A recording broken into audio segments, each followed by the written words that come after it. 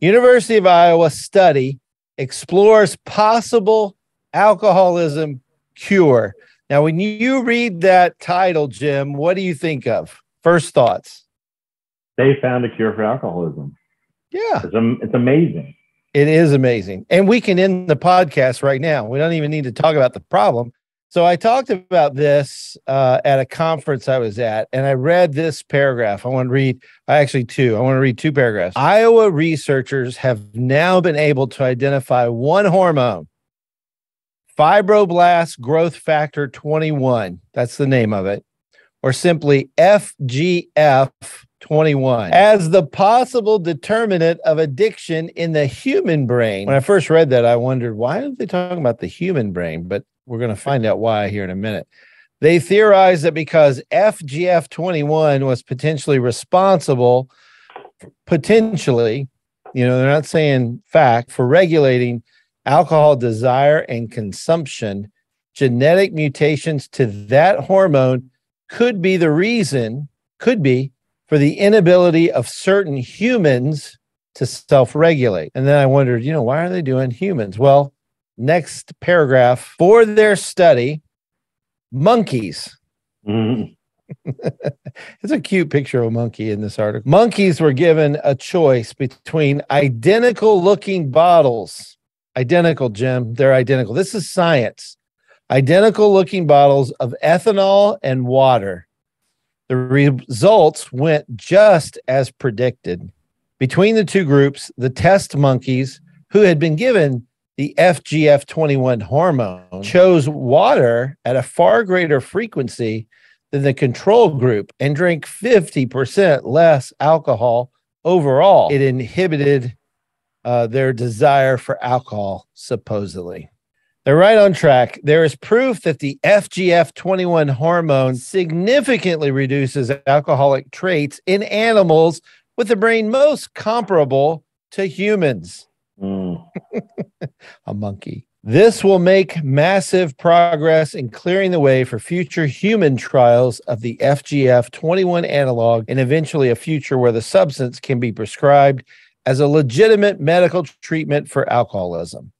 So I just see lots of money being wasted down this path. And maybe I'm wrong. Maybe this is key or whatever.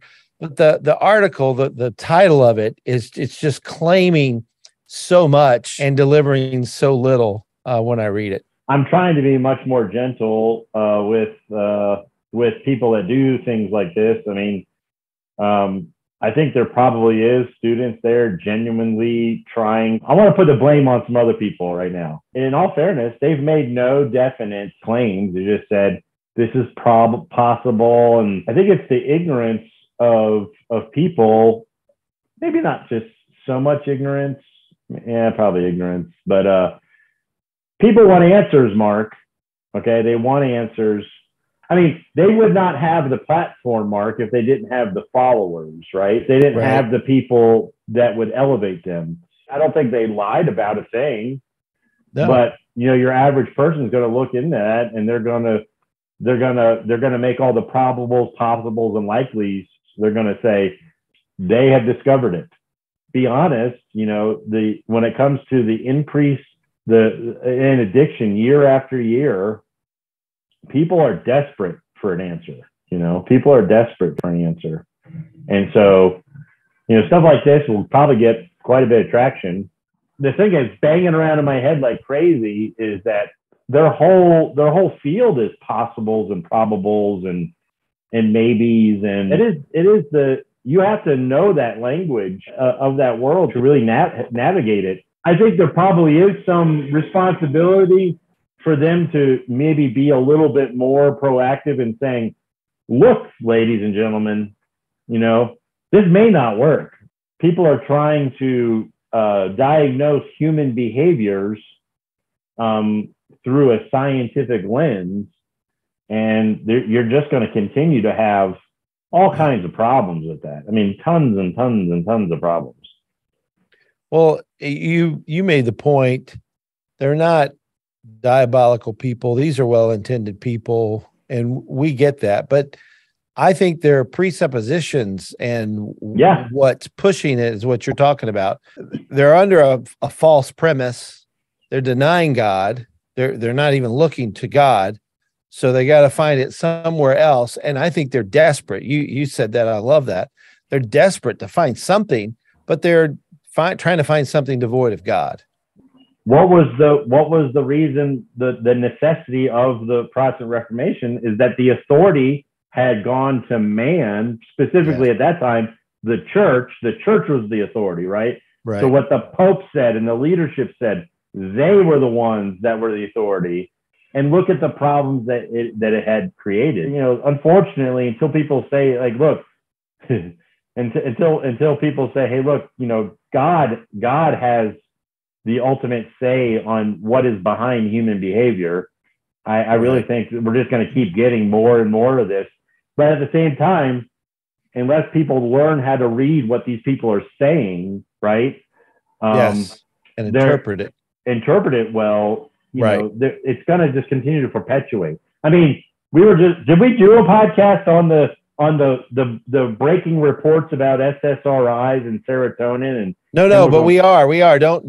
Yeah. I don't want to spoil it, but I mean, geez, when you look at those statistics, you know, it's like 90% of people surveyed believe something that is absolutely not true because they have read into, and that world, the scientific world says, well, we didn't say definite, you know, we just said it was possible, maybe. Yeah. Why do 90% of people think it's gospel truth?